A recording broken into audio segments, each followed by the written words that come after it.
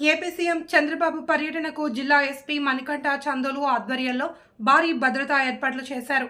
Helipad, R&B, అతిథి గృహం, బహిరంగ సభ వద్ద భద్రతా ఏర్పాట్లను అనంతపురం రేంజ్ డీఐజీ షోయమోషి పర్యవేక్షణలో చేశారు.